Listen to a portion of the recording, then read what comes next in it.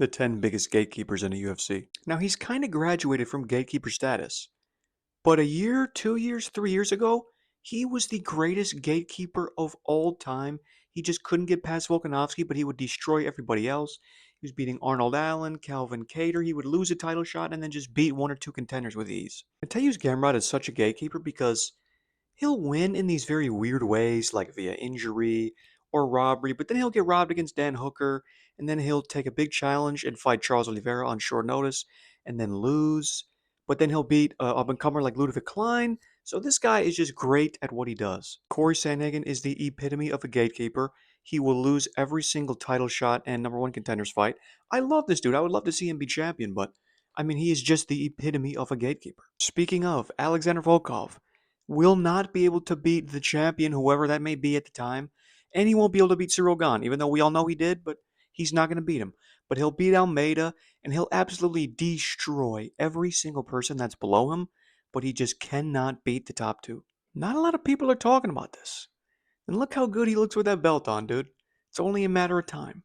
But as you know, he's only lost to one guy in the UFC. Every single other guy he's destroyed, basically. Jamal Hill, Khalil Roundtree, Alexander Rakic, Volkan Ozdemir, Dominic Reyes, Glover Teixeira. He'll be champion. Now that's why he kind of isn't number one on the list, because he has been champion. But he's only lost to Alex Pereira, and he's not going to beat him. I think Brandon Moreno is a little bit underappreciated. So fun to watch. Not as active anymore. He took that big break. He's been injured.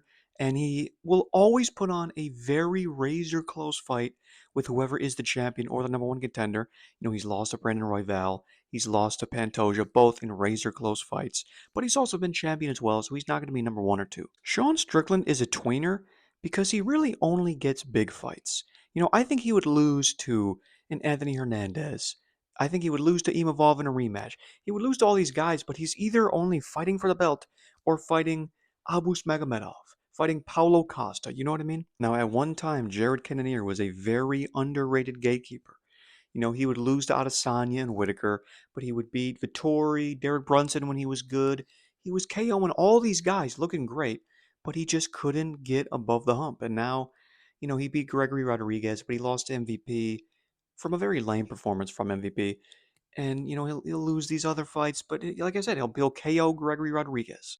At one point, this guy was a gatekeeper of two divisions, something that none of the other guys have done on this list. But now he's just falling apart. He's losing to guys that he shouldn't be losing to, and he's just losing his status every day. Neil Magny will be in the Gatekeeper Hall of Fame one day.